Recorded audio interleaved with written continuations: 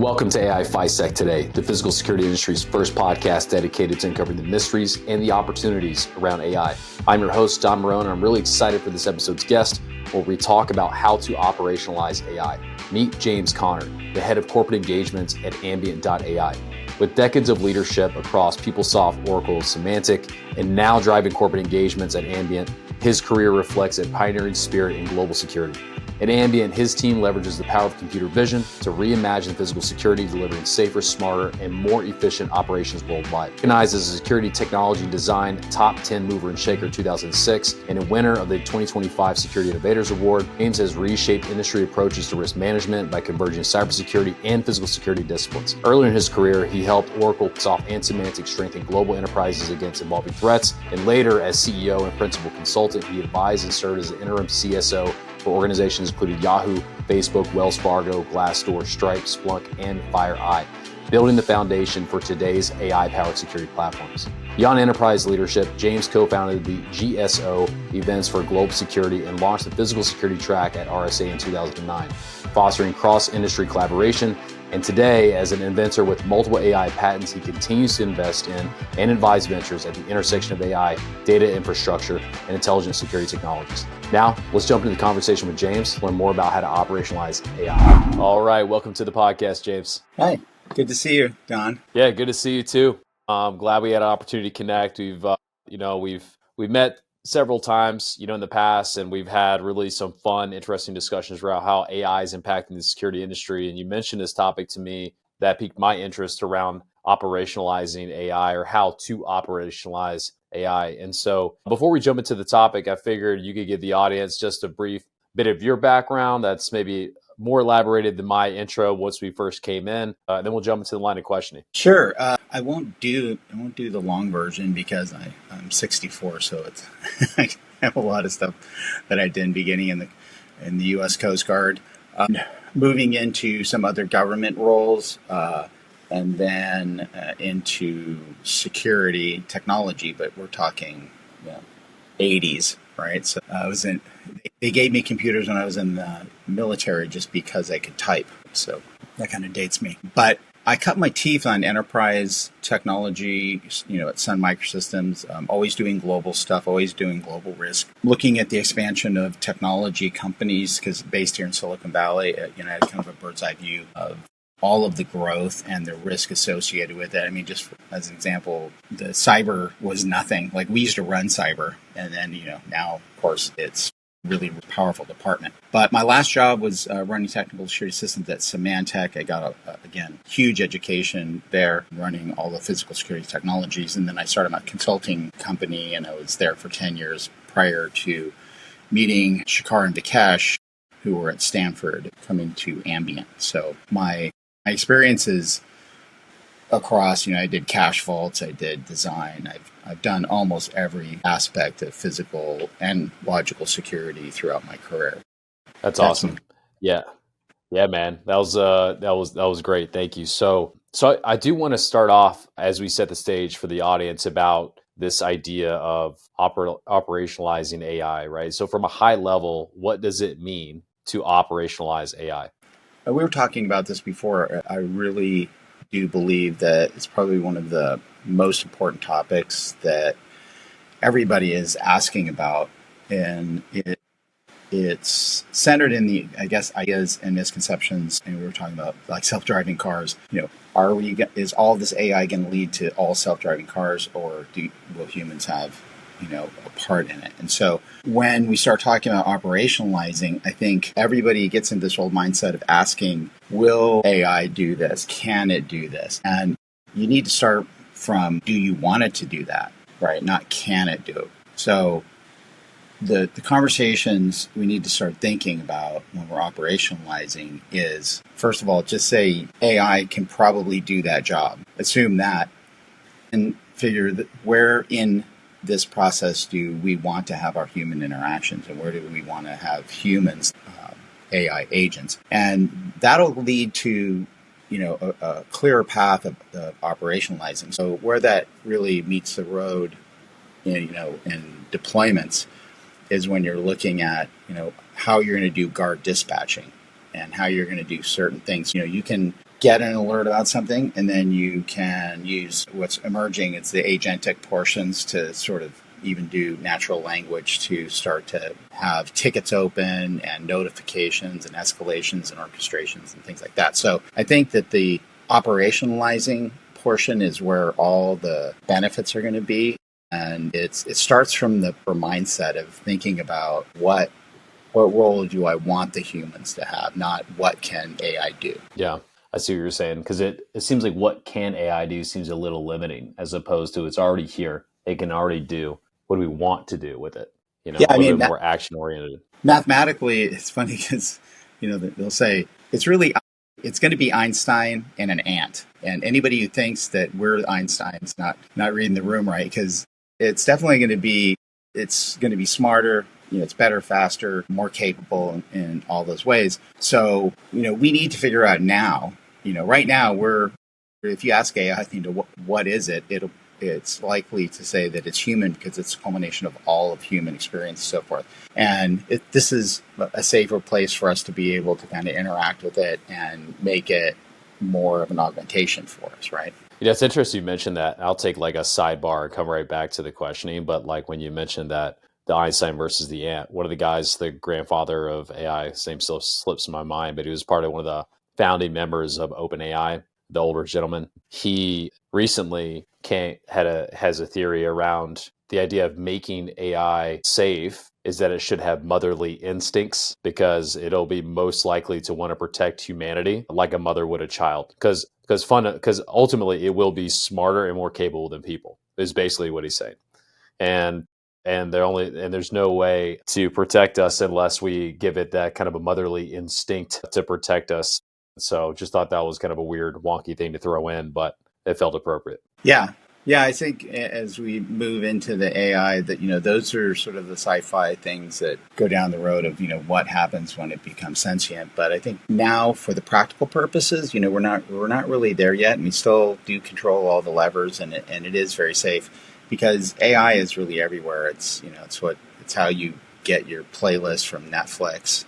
Right. It's how it's built into almost everyday, things all over the place. And in security, people make jokes about me being named James Connor, and John Connor and the Terminator, right? And I said, well, don't worry about that. Let's take the night shift for clicking away false alarms first, right? Let the AI do that. Don't worry about the robots yet. Yeah, because even was it Jan LeCun who's saying that he commented LLMs are, basically a joke, and he would say that they're dumber than a house cat because they have no perception of the real world, and maybe until we get to world models and 3D understanding, we can start to worry about it. But yeah, today we're just trying to drive efficiencies. I mean, basically power automation in ways that we couldn't. So let's shift into a little bit more around real world stuff, right? So you've written and spoken a lot about AI as augmentation rather than replacement. Why is that distinction so important? I think it's because the fear of replacement is what people worry about most in security. That we're going to take away the human judgment, the empathy, and accountability. And, this is just sort of repetitive. And, I think that what we really need to do is start to think about, again, where the humans are going to do best. And, judgment and empathy and accountability is where we want to stay. And so we're still in control of how we deploy all these things. And the voices that are out there talking about, just fear mongering about it. And I'm not saying that there aren't legitimate fears, because there are, but, we're not at that stage yet. So that's not really the productive discussion. The productive discussion is that right now they're perfectly aligned to do the augmentation, and we should be actively participating in it, because when you have tools like this, you can fight the deployment of them. You're going to lose because, especially in capitalistic societies, we're going to take better, faster, cheaper all day, twice on Sunday. That's the formula that people will adopt. And I even remember midway through my career, I should say, that they started deploying Wi-Fi, and I got into arguments with people about whether or not Wi-Fi was going to be deployed. And if you listen to the security so-called experts, right, the position was wired is so much more secure. It's just never going to go away. I mean, who would in their mind nobody's going to adopt this widely, right? And then a few years later, grandma's setting up your Wi-Fi, and it's like people will take the money, they will take the efficiency, and then they'll point to the security people and go, that are saying it's insecure, and they'll say, fix it. Isn't that what we pay you guys to do? So I think in security, we get these sort of myopic voices that tend to, maybe put road bumps in front of things, and that sort of stifles the innovation. I think that we need to participate in it actively, take the wins, take away, like I said, I'll give AI the night shift on clicking those false positives and getting rid of all that data so that humans can be more effective. And I think that's really the punchline to all the things that we're working on and that we've been successful at thus far, right? And then just be mindful of all of the things that we need to do to make it safer and better, as we move forward. Yeah, and not to get too specific, because we're start high level, we'll get to more specific. But I mean, security video is some of the most unused information that a company owns sometimes, right? At least that's to my knowledge. And to just have that sit and get not, little to no use out of it just seems like such a huge opportunity for this stuff. Yeah. I don't know if you have any general thoughts about that. No, it's funny. I guess I attribute this to also fun fact about me as I'm a Native American. So I think a little bit differently. I kind of know we think, I'd say in a holistic way. I want to think about all of the technology in a natural context, like what's a natural order of things? What do we typically use for information? That's kind of the basis of a lot of innovation anyway, biomimicry. So, that's where Velcro came from. The guys picking those things off of your socks, and then he looked at a microscope, and it's like, wow, these things are sticky. And I think we have to look at, and I remember when we were talking about IoT devices back in the day, wondering which is going to be the magical IoT device that's going to dominate all of them, right? And guess what? It was cameras. I'm not surprised by that because every day crawler and even the night crawlers have eyes because harvesting free photons is passive and it's very effective. So it's been adopted by all of nature as the way to contextualize. But on top of that, because there's a little bit of cognitive ability, varying levels within the ability to be able to be industrious with that, not just do security and safety. Because if you just did security and safety using your eyes, then you would probably die of starvation. So to me, all of that put together just means that video, as we currently use it, has been deployed for the purposes of security, but it's going to move into being an operational intelligence tool with a byproduct of security and safety, right? There's just so much more that we will be able to do when we can see everything and, we can orchestrate better, we can collaborate better. The whole underpinnings of efficiency will be driven by vision technology. And I would say that's my opinion, but I just think you can argue with nature if you disagree. Yeah, the eyes are the windows to the soul, and I imagine that camera is the window to all things security, as we've kind of dabbled in, where camera vision's everything. I think once we kind of high level talked about that. And all things, everything, right? So, if you're looking at let's just say in a factory, what kinds of things would you want to be able to tell if we're happening? I mean, somebody parks a forklift, that's an OSHA violation, right? If somebody blocks with pallets, that's probably a logistics violation and an OSHA violation. It's like, and then you could look at all that data and you could look at it historically, and maybe you could trend that data, based on it's Christmas time. So now they're over volume. So maybe we need more space, all the types of things that you're able to do because you can see everything that's going on.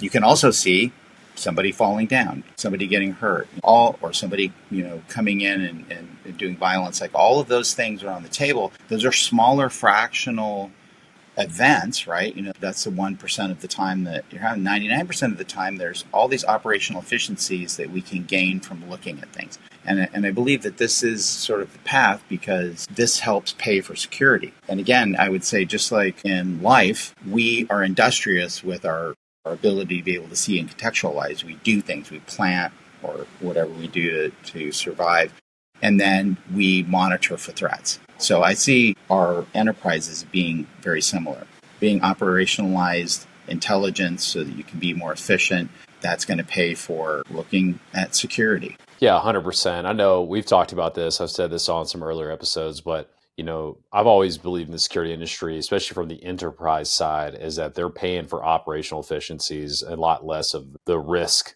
of the thing. Meaning that if something is, high risk, high impact, we'll pay for it. But if it's low risk, even high impact, now it's like a negotiation. Maybe we'll do it. But what happens is operational efficiencies happen all the time, and the impact could be very big. And so there's always seems like there's an opportunity on the table for that discussion. Yeah, and it brings up another sort of a cognitive bias within security, which is that some people would argue that the benefit of computer vision is that you can monitor and see things in real time, which it is. But if you think about, like, I will see the threat of the person in real time, therefore now I can get there faster and do things.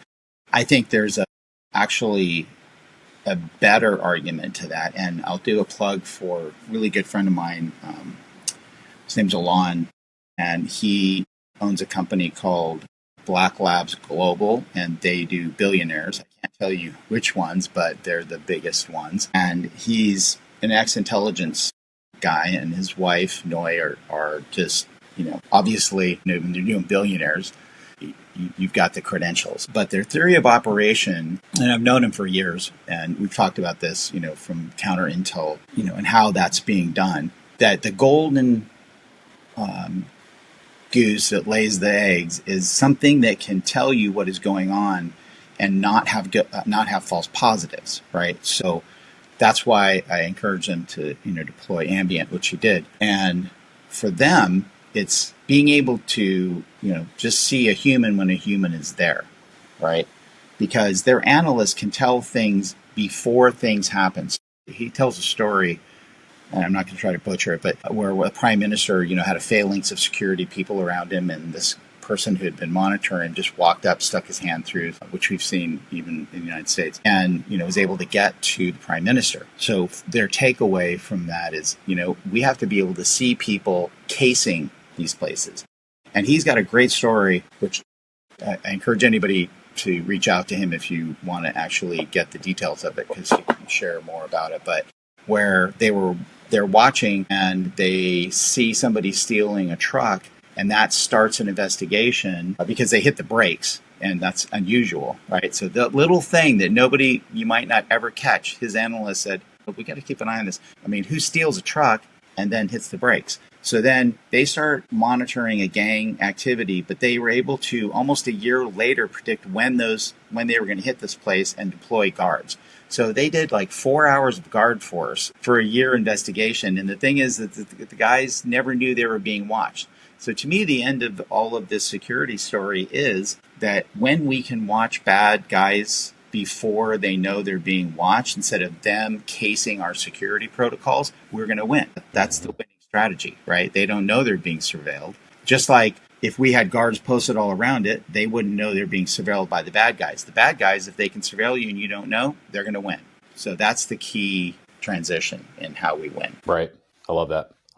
So talking about the AI and security landscape. So when it comes to physical security, we've seen that it's lagged behind, in some cases, the cybersecurity business and AI adoption. So why do you think that is, and why is that starting to change now? Cyber gets all the spotlight, and it has for a long time, right? I think physical threats are quieter. They're and a lot of people don't like to talk about them, within the company. Cyber is as well, but physical seem to have even more, like, HR implications, internal threat, that kind of stuff. But I think that's changing because of the complexity of the hybrid workforce, supply chain issues. A bunch of things are sort of changing, and we're seeing a little bit more on looking at it holistically. One of my friends and works at TikTok it's kind of an example of that role. His name's Rehan Reddy. And Rehan runs converged security there. So he runs the cyber. He also runs infrastructure. So he's sort of an example, I believe, of, and TikTok's a new organization, and we're talking about the USDS portion, that's broke off from ByteDance.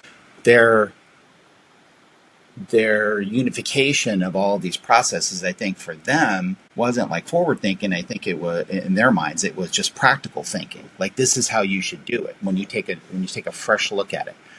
And so physical security is lagged behind. And I remember when I was at Symantec asking myself this question, and the simple answer is that they're speaking in their native tongue, right? The native tongue is bits and bytes for cyber. For physical security, what our viewers are looking at right now, if you don't have eyeballs on it, you're not doing physical security. So our native language has to be video-based. And I believe that's why Ambient is the sort of key. And if you're not using, I don't want to be just plugging Ambient, but I would say computer vision for our viewers is the tool, right? I think we can prove that Ambient is probably the most advanced tool that exists currently, in computer vision. So that is sort of the key to unlocking us moving into more of a sort of, digital realm, that the cyber is occupied. They also, I think people miss the fact that PAX is broken. I always ask people, if they know what PAX really. When you say you have a PAX system, that always bugs me because it's physical access control system. No, right? And people have just gotten into this linguistic thing in the industry, but systems are people, process, and technology. And the four technologies that typically make up the PAX are visitor management, your credentialing system, which you think of Linnell and those types of products. And then a UL alarm system, right? So visitor management, your credential, UL alarm, because you should not be using your panic buttons in your auxiliary inputs for everybody out there. And video, the most common answer that I get on why do you have video is, well, it's forensics. Right? Well, forensics isn't really a control. Again, this is where my age benefits me because I remember when we started using access control, it was really people in a GSOC sort of watching people badge through, right? Because you just had perimeter doors. We've just taken that, expanded on that system to the point where it's broken. It just completely broke under the load of continuous expansion to where these corporations and big entities cannot have enough people watching those transactions. I knew this because I had the advantage, like I said, of seeing how it started, watching it break. We knew that, the only thing that's going to fix this is when we get an AI model to be able to watch for that. And that's something, by the way, that we patented is the, watching and adjudication of alarms, which is the false alarm reduction component of Ambient. That, I believe, is the holy grail for, it's really the access control now. So Ambient is the access control because we can monitor for all forms of unauthorized access. And we have a new thing, which I really like, is that when you have a door held open, that's one thing. But if somebody puts a trash can there, that'll still show up as a door held open. We surface that as a door propped open, which is very different. That's something you need to go take care of immediately, right? And a lot of people don't realize that, if you're in the security industry, you probably do, but I think it's boiled frog syndrome because we just accept the fact that the door closures, every time we change the heating and cooling, don't close all the way. So I've done studies on this over the years. About 30% of the doors at any enterprise during these changes are going to be propped open. Just a little bit, they're just not going to latch, right? And the contact has a read range where when it gets within 3 inches, it'll tell you it's closed. So you'll look at your system, everything's secure. You'll go out there and 30% of your doors will not be closing and you have to immediately dispatch somebody to go take care of that. Ambient can watch the door and tell you that the door is not closing, right? So to me, just those things, that we can do true access control, one badge, 10 people, a dog and a cat is not a control. Ambient watches and makes sure that that doesn't happen. And even something as insidious as like when people get terminated, the guard may know that this guy works here. He sees him every single day, but it's his last day. His badge is turned off, but he will wait for somebody he knows that badge is in. He'll follow him, stick his badge there, follow him in. The guard would never be able to catch that. We will see that as somebody tailgating after an invalid badge and alert the guard. So this is truly the holy grail, the thing that fixes access control. It becomes a control because AI can monitor those things on scale that humans just, will never, ever be able to do. So I get excited about that because you pair that up with the abilities that we have in cyber, and now you can start to, you can look at people's devices. You can know that if somebody enters, you can raise risk profiles based on the physical and logical events that you see happening, right? And so when you pair that together, you really are going to start to change things. And I get more excited about, not clean up on aisle 7, I get more excited about the fact that this gives us intelligence and tools to be able to prevent things from happening, right? Not just clean them up. I love that. Yeah, I mean, because you mentioned the door contact was a great example. I mean, okay, we can see that maybe the door is closed, but it'll do that based on maybe being 3 inches apart from one magnet to the other. But really, that's not closed enough, or someone could potentially pry the door open. And we need more information, or in this case, maybe ambient, that would help us understand, is the door truly closed or not. And then the other thing, you started talking about the guards, and some of the things they go through. So I'd like to shift into an operationalized topic about the guards, right? Mm-hmm. So what do you see as the biggest challenge facing guard forces today, and how does AI help address them? Well, the biggest challenge I think in guard force is singularly going to be that the recruiting of guards and the old mentality. I remember lots of people when they were younger, would take guard force jobs, and it was sort of a normal thing to do. We really don't see people anymore, this generation sort of gravitating towards just doing a job where they sit there and do nothing. Right. And it's very hard to recruit. Also, just in the volume change, one of our data center companies in Pac Northwest said at the rate that we're growing, because data centers are growing extremely rapidly, that we're going to need upwards of 1,000 guards in this area. They said the nearest town's 10,000 people. So do you think we're going to make 10% of a town guard force? Yeah. I doubt it. Unless Justin Bieber comes into town, I don't know. Oh, yeah, because he's worth 20, right? Yeah, exactly. So it's just kind of impossible if you combine those two arcs, and just do the math on the fact that, these things are growing, the population is less likely to be recruited in there, costs are going up, that we're not going to meet that challenge. And the guard force companies, are very much aware of this. And I sat on an SIA committee where we were looking at what is it going to take to sort of bring to market guard force augmentation, where you can be using cameras and using things to be able to dispatch. And there's a few solutions that are out there, and we need to work through the regulatory compliance and all of those to make them a safe option for everyone if you're going to be using technology. I think that this is a must-have. We're going to have to start looking at how do we use the augmented cameras with AI to take away the drudgery. So I think one good example, that is if you have a guard who is just sitting there just watching to see if a person or a vehicle is coming, that you can fix today. We can tell you if that's happening. And then you could centralize maybe those people into a one response person, right? So I mean that's a very easy thing to do, and I've done a couple of those, probably starting back in 2019, 2020, where we were looking at people in Class A buildings just sitting at the desk on the floor. Is that really necessary, or can we just watch that and then dispatch the building guard force? So there's some easy wins for the guard force, and the question is, that people are asking again, is this going to mean my job? And it could be. If you want to sit and just not do anything, then you could be at risk.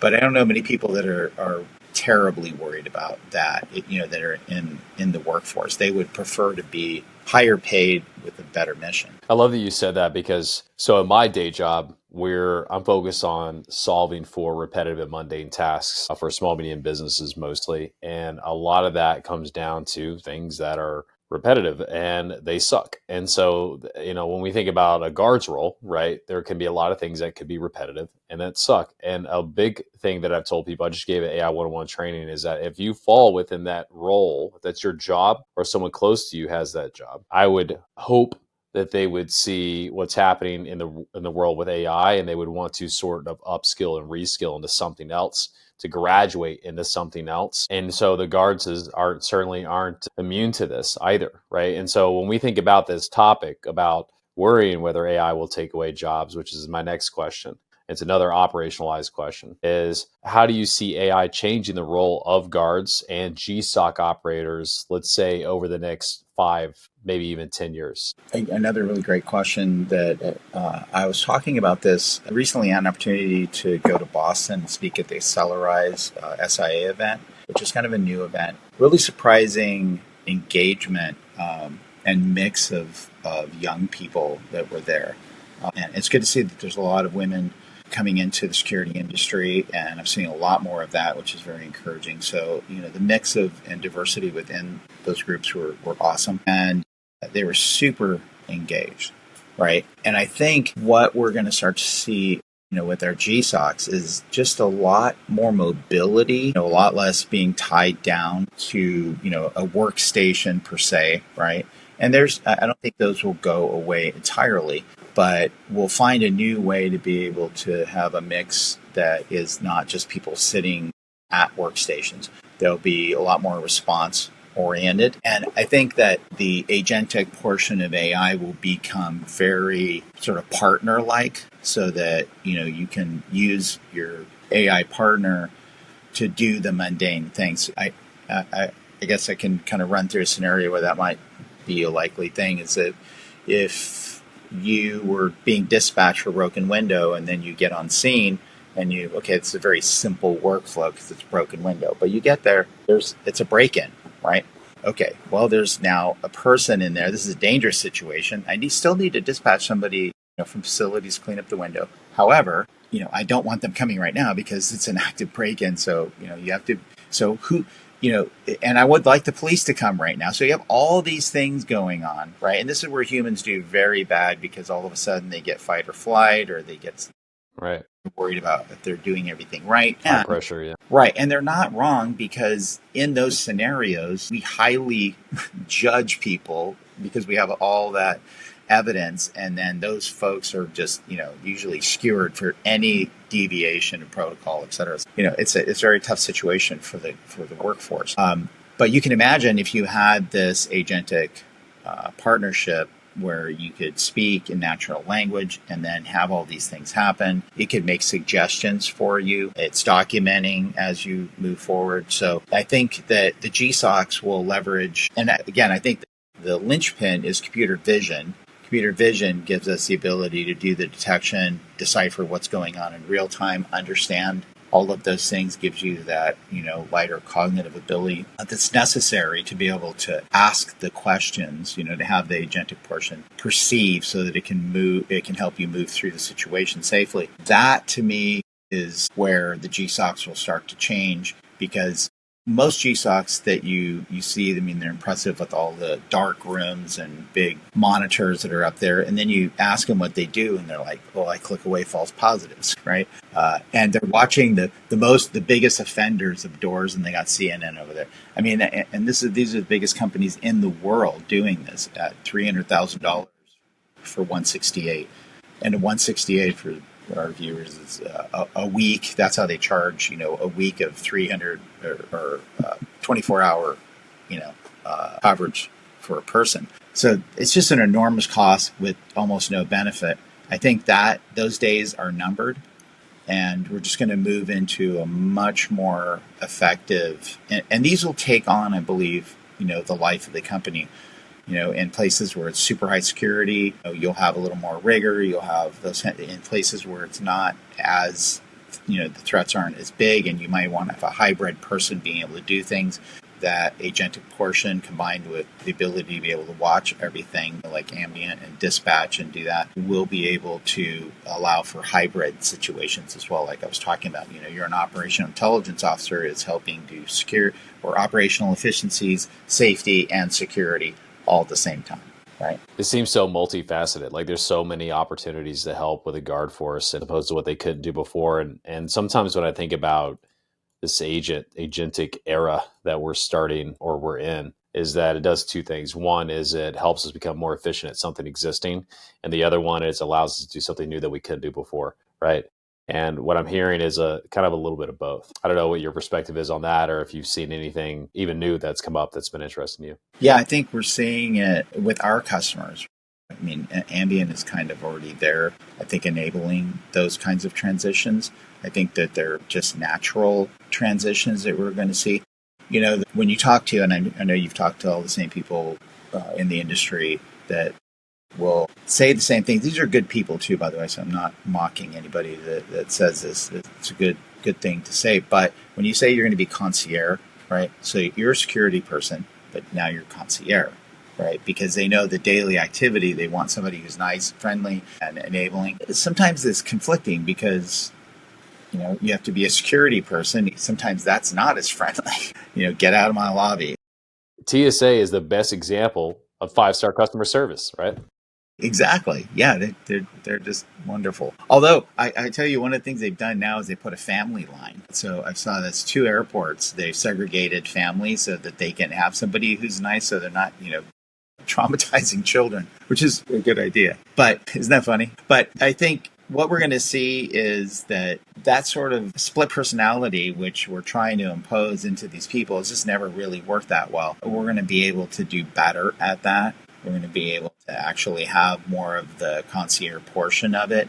And when you have something like Ambient, which can truly be that workforce on the guard side, and for the really, the threats where you have to be that guy, you might just say, you know what, I don't want you to engage in that. So we always say observe and report, right? I mean, and that's usually what is. People think that, if you're being murdered in the lobby, that of course a security guard will come help you. They don't realize that the contract says observe and report, which means he should be standing over you taking notes about the guy who's murdering you, which is, again, ridiculous, right?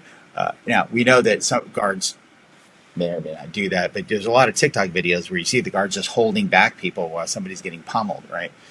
The problem is that they're terrible at reporting. You ask them later on, the color of the shirt, those kinds of things. The recall is, terrible.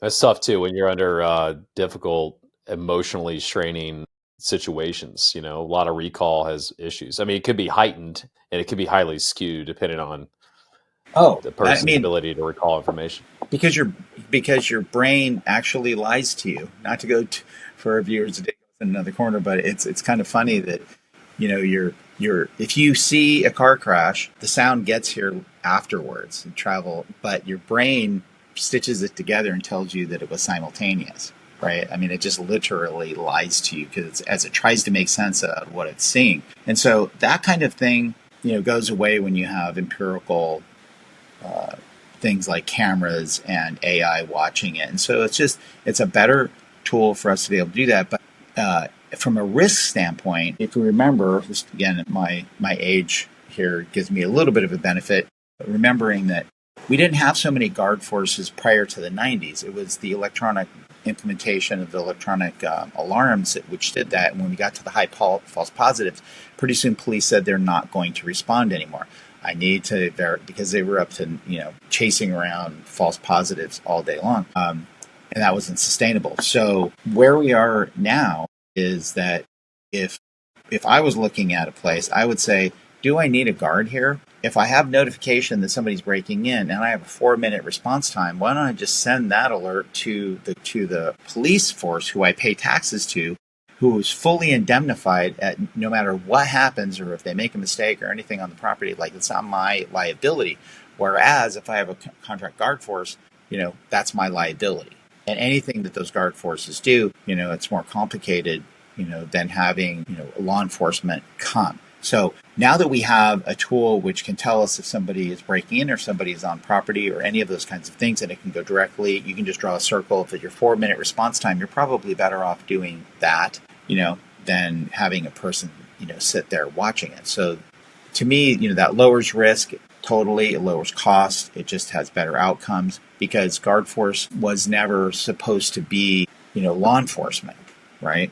And they're truly were put there just to be the observation and reporting component. And, with the advancement of computer vision, that's just really not necessary. So we've mentioned computer vision several times, right? Including that it's the linchpin or even that, cameras are like our native language in the industry. And, for some viewers that might not know, especially come from your side, because even that camera vision is everything. How, what is it? right? Like, could you define it in simple terms for the audience? And I think we understand maybe why it matters, but you're welcome to add some additional color of why you think it matters. But fundamentally, like, what is computer vision in the most simple terms? Yes, and I'll do my best to answer it. These are deep questions that I wish I had Vikesh next to me to even educate folks even more on this. But I do understand, over the 7 years, I think I probably got at least a minor degree in it. But computer vision, what has changed, and I'll just focus on what's changed, is that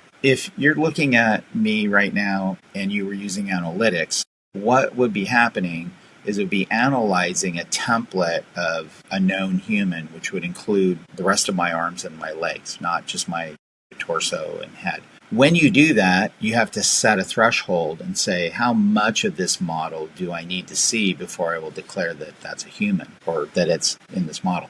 On top of that, I have to take these two corners, right? And I have to calibrate the pixels, and that can't move. So if the camera starts to jiggle, it loses calibration, which renders the whole thing ineffective, which is a huge problem because very few things you can put on a camera that don't move enough to make the pixels move.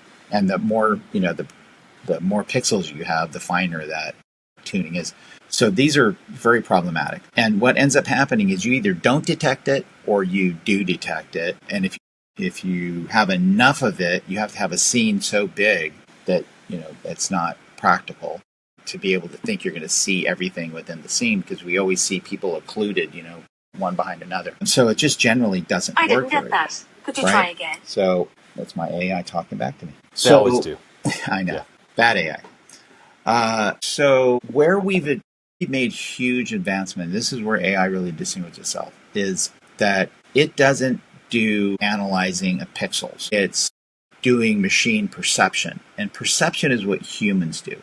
So it's perceiving my outline, just like a human would say, that appears to be a human, right? And with a confidence level. And what we know about confidence levels is that that's what we do. When I see this, I'm pretty confident the rest of me exists because of the format. I'm looking at you on Zoom. I know a lot about the context of how I'm seeing you. Therefore, I can draw some conclusions and I can have some, faith that those other things exist. That's exactly what the AI is doing in these models, where it's analyzing it, but it's doing it from a perception mode. The second part of it is that when people say that, well, what's the accuracy of that? That is really not the way to look at computer vision or these, because it's not as simple. What it is precision and recall, and it's sort of an arc. So there's a bottom and a top to that, where if you can have a lot of false positives, depending on your model, how good it is, right? And you could have a lot of misses at the top, right? So For sure. And what you want to do, and what Ambient has done, is selected the fact that we need to have confidence in what we're looking at. So in the very beginning of the company, we always have been less than 1% false positive to build trust. We're okay with missing something. And everybody would say, look, humans are missing things. Nobody catches everything, right? Right. But what I don't want is tons of false positives. So where this argument about accuracy falls apart, and for those of you, and I think this is maybe a nugget of wisdom, if you're going to the shows and people say, hey, it's this accuracy level, I would distrust that immediately, because if you take just a simple motion detector and tune that thing up so that it gets everything, including the flies that are going through the doorway, right? You could say it's 100% detection rate. Like, it's not missing anything. What's also going to be true is you're going to get 1 million false positives with that. Mm-hmm. That is the current state of physical security technology, where if you catch everything, it's going to be diluted with the fact that you just have so many false positives that you have to filter out the one thing you're looking for with all of the other junk. And I think where computer vision, again, has made this more sensible and more practical is that we have now said, listen, we're going to be very reliable. You're not going to have to deal with false positives, and we'll have a certain rate, of detection, and there'll be some misses because, again, I always say too about vision is that we have two eyes, right? So we're looking at one camera right now. You have no depth perception. So if somebody was to run at this camera, I might miss somebody falling down this way, right? It's just, it's not necessarily the fault of AI or the technology that, that we're producing, and more around the fact that you have one eye and you have frame rates to deal with, right? So that's the thing that we, in the future, I think we're going to start to probably, put two cameras, or two lenses in there, and we'll start to make it, again, more biomimicry, where, it's more, I'd say, nature-like in its approach to, bringing in the vision data so we can get more of the perception models, to work even better. But currently, it's very, very, very good. And if you position everything right, you're going to do fine. The other thing I would say is that we talk about at the top where you're missing something. I think people might say, well, when is ambient going to be at 100%? By the way, we're in the really high 90s, which is awesome on almost everything now. We're even changing our models just because we're getting so good at it, to make them at what they call adversarial, which is a whole nother topic. But we use adversarial models because adversarial neural networks. Yeah, exactly. Yeah. So we're so good that we're even we're just challenging everything on that, which I'm very excited about. But, this technology is something that I think people should really look at as, something that is very, very good right now, but is just going to continue to get better, right? I mean, it's phenomenal. There's a saying in the AI community where it's like, this is the worst that it'll ever be. And so I remember when I used ChatGPT almost 3 years ago, I was like, oh my gosh, this is amazing. And then everybody was just crapping all over it. I'm like, you gotta see the potential. Every time I use something, even when the vibe coding era is out right now, right? It's been out with Lovable and the Windsurf and the different IDEs. And people are like, yeah, I spent 20, I just saw a post from a guy, they say we save 20% productivity, but we waste 19% to fix the code. And yes, that's true. But it's like, hey, this is the time where you should be R&D in this stuff, man, experiment with this stuff, because this is the worst it's ever going to be. And as you're in that phase, that growth kind of phase where you probably will lose something, you'll be ready to go as when it becomes ready. And we've seen that in ChatGPT is the most simple example, where it was crap. And then, now in the advent of GPT-5, it's gotten much better, depending on who you ask. And so going to one of the things that you said, I love that when you explain stuff, James, and I've seen this from you since I've got to know you, is that you explain stuff from a practical sense. At least that's been my perspective. And so when I think about camera vision, there's this definition up here that's, the AI data scientist version. And then there's the one in the streets that's saying, hey, okay, there's a prediction model that says, AI is going to predict never at 100%. It's always at some nines or whatever, high nines. Okay, great. And there's that. And people would lead with that. But the practical one is false positive as we translate it to the security industry, because that's what we care about, right. Because then a human has to act on that normally, right, to do something with that information. And so I love that you gave that perspective. I haven't heard that before, and I think that was great. Yeah, the one thing that I wanted, I kind of lost track of the one other point I wanted to make about that, which is that if we're good enough at that top level right now, let's just say you're 85% detection. The question would be, does ambient need to get better? And I would answer, it doesn't. The reason is, if you do the math on taking a look at, if you add camera views, you can statistically get up to 99.9999 just by adding more cameras to the view, not getting the models better necessarily. So that's based on, again, a cognitive bias that you have to have one view. And I would say, well, if it's really that important, just add another camera. Now you get another bite at the apple, and you're statistically going to catch everything, right, at this rate. Again, I think don't limit yourself in the old ways of doing things, and just think differently. And that's probably also the biggest thing that I was telling some of the younger people about how to differentiate themselves, is learn how to ask the right questions. Be a better critical thinker. These are the skills that humans will, when they're interacting with AI, which will be extremely valuable. Yeah, I totally agree. Because when is AI going to push people in ways that makes them feel comfortable, or will be agreeable, like GPT 4.0 had a glitch at one point in time? And so, yeah, I mean, when is it going to push back in ways? And that's what people are great at. When they really understand what they do well, they'll do well with it. All right. So now let's talk a little bit about future trends and the unknowns. So looking ahead, what parts of security do you think will change the most because of AI and what won't change at all? I think that the most exciting part, and it's probably going to change tomorrow, we have new exciting Nice. things. Ooh, so excited. Yeah. But, the scaling capability, I think, being able to watch everything, all the time to me is probably the biggest exciting security innovation. And combined with the ability to be able to do operational intelligence. But scaling was the big problem, between humans and our ability to be able to do anything repetitive at any quality rate, right? And I think one of my friends who did used to work for McDonnell Douglas and pioneered surface mount technology just always drilled this into me. No process, no controls, no quality, right? It's like that's the mantra of getting things done. And so this gives us processes, it gives us controls so we can guarantee quality. And when you have the humans, and when we were scaling, there was none of that. And again, I'll give you a good practical example. One of the things, and I tell people that I get excited when I see our product, when I see dashboards. One of my goals, my fake goals, I guess, was how do I manage all this from Acapulco?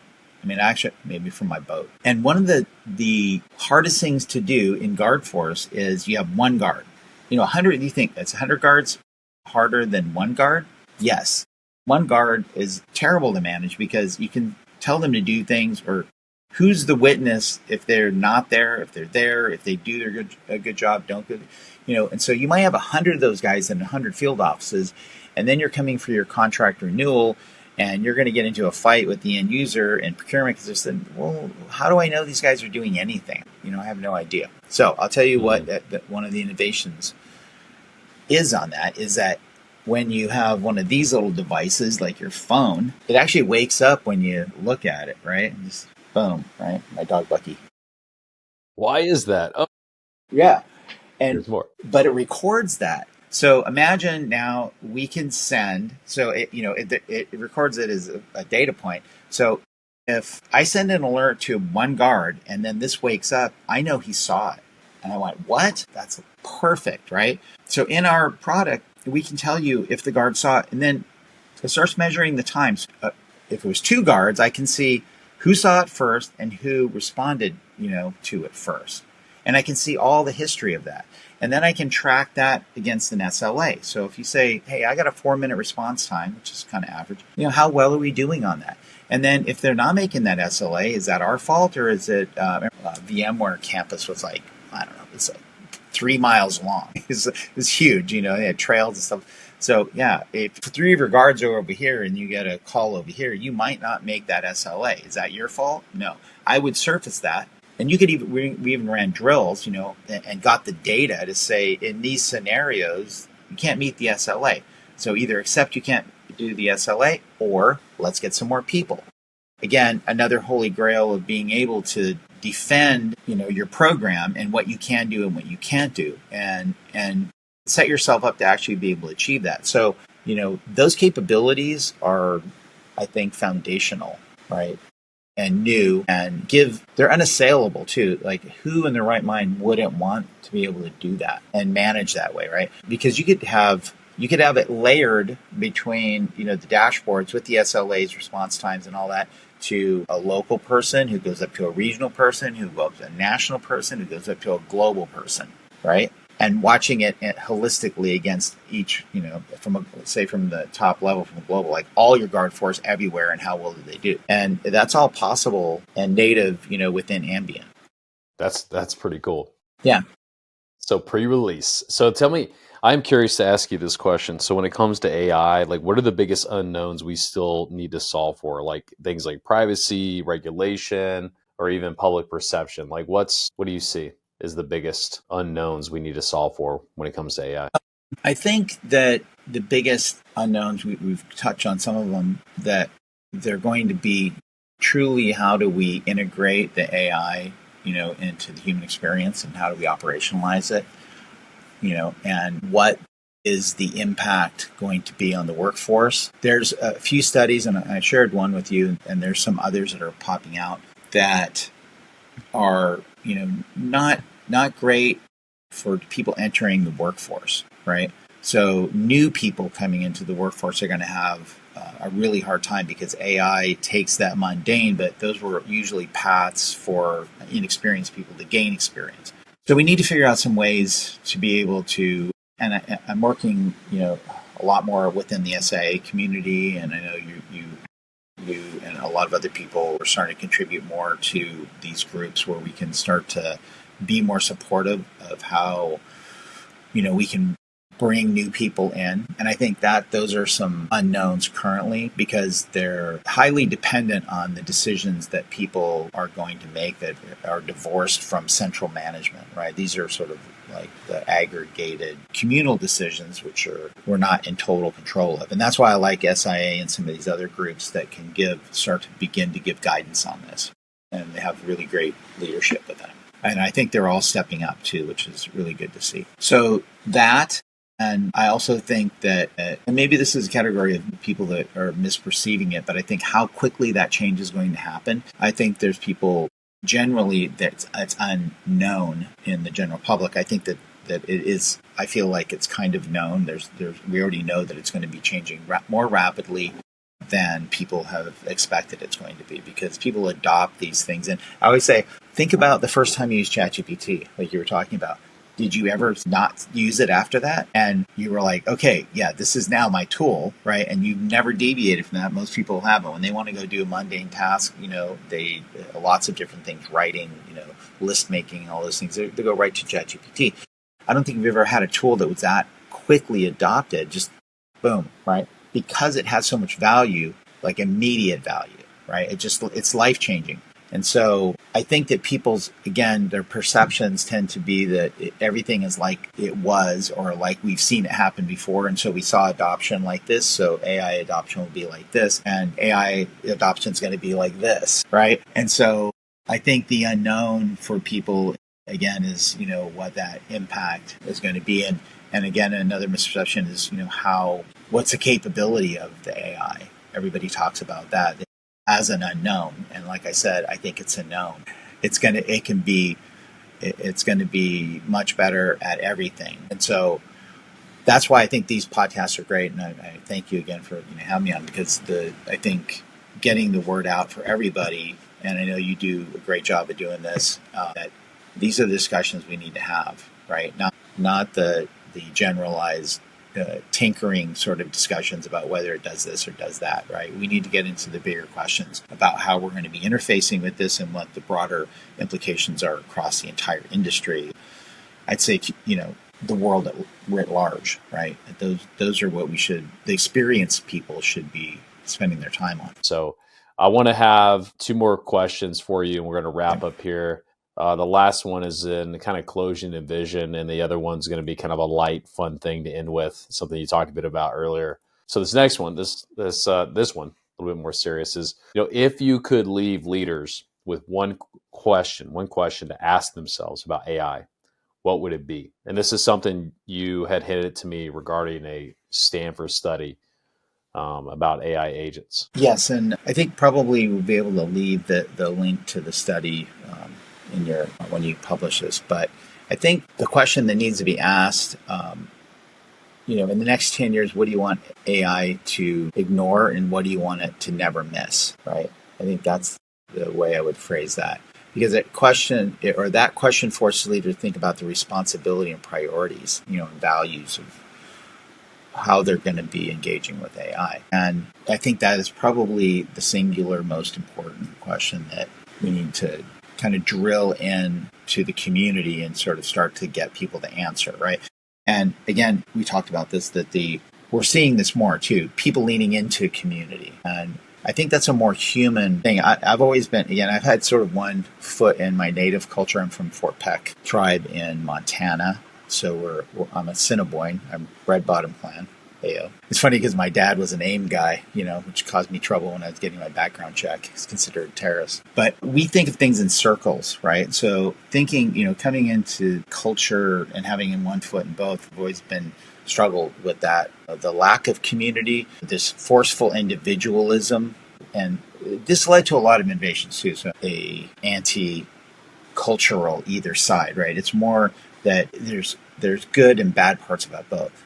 The bad part of individualism is that it just segregates you from others, right? And the bad part of too much community is that you can't get out of your own way. You can't get everybody to be on the same page all the time, right? Which is where natives get stuck. That intersection of where they both are really great, I think, is where we're hopefully heading with this, is that the community is going to come together. We already have our Americanism, individualism.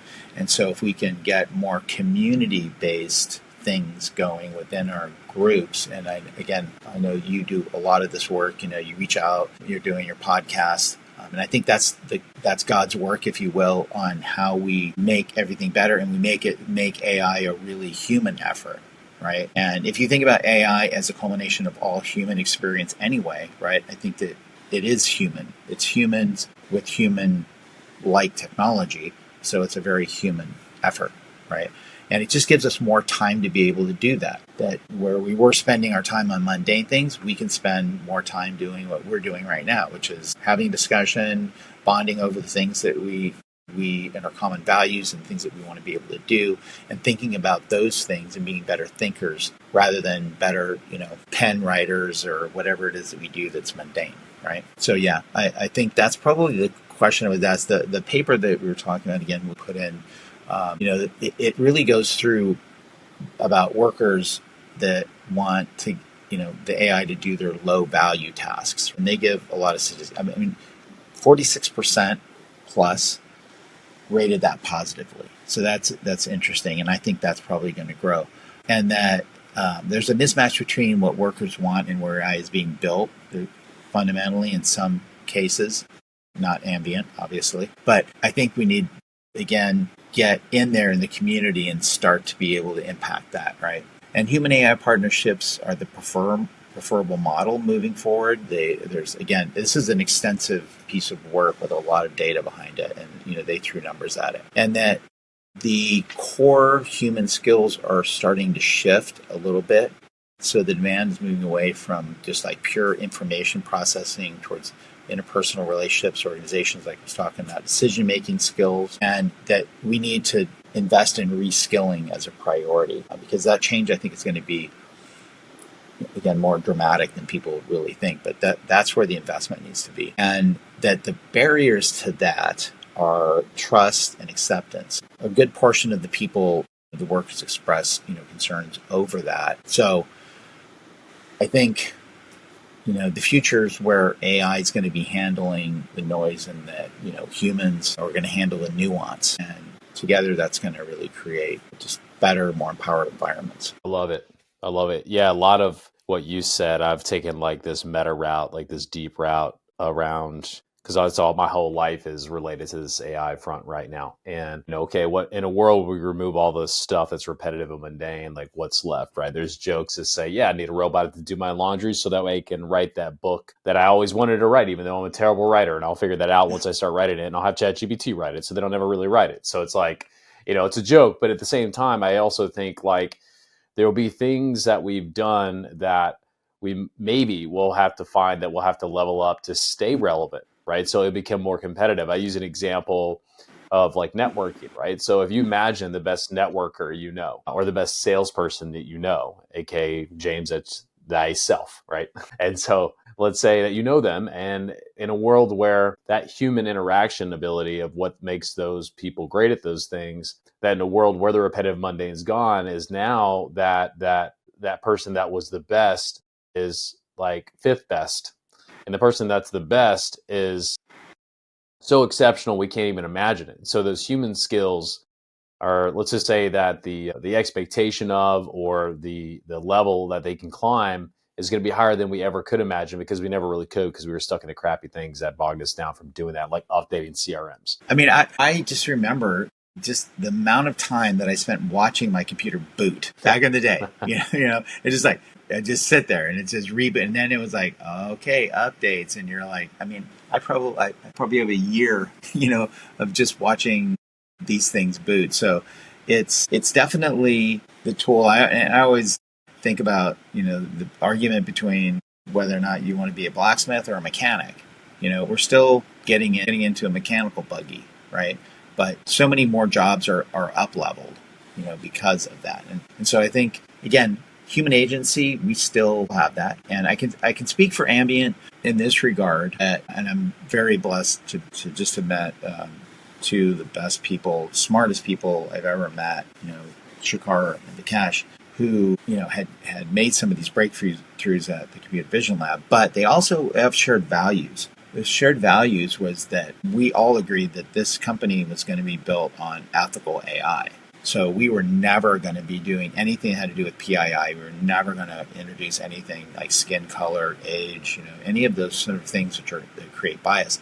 That turned out to be a good business decision, by the way, because in the Western world, that's just never going to be acceptable. But it wasn't a business decision back in the day because people were trying to get us to do biometrics. And they even said, hey, Phil Jang, who's a good friend of mine too, and you probably know Phil, said, listen, if you guys will do facial recognition, I'll give you a PO right now. And that was, that would be tempting back in the day because it was kind of easy to implement. We were just no, we're just never going to do that. So I'd say understanding who you are and understanding what your ethics are in the beginning, and that's again where people spend more time thinking about, not if you can do it, but should you do it, right? And I think most technology people go down that road to see, can I do this? Can I do this? And they only ask, should they be doing it until it's too late, right? We need to be asking what we should be doing, and that includes all of the ethical considerations and the human aspects of what we want this to be. How could that not end up better for us if we do it that way? If we take the other way and just say, can we do it? Well, then you're going to be in Terminator land.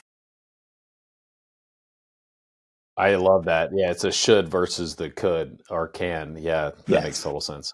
Yeah. Well, cool, man. Well, let's speaking of Terminator, you walked me right into that. So tell me about, this is the lighter side. I'd love to end with this because it's fun. So you mentioned that your name gets compared to James Conner from Terminator a lot. Like, how do you handle the jokes and what's your favorite spin on it? Yeah, good question. I get that a lot. I guess I already gave you one of the things, which is that John Connor, saved humanity, but I'm saving people from clicking false positives late in the night. So, or John Connor got a better movie deal, but I got a better LinkedIn profile. So I'll take one of those. There you go. It's better to be James Conner. That's right, baby. Yeah. James, thanks again for joining. I really appreciate it. Such a great discussion on how to operationalize AI. So much practical experience you bring to the table from Ambient and your time in the industry. You're a valued guest, and just want to say thanks again and look forward to staying in touch soon. Yeah, absolutely. And to all the viewers out there, support Don. He's doing a really great job here. And if anybody wants to reach out to me, I'm on LinkedIn, and check out Ambient.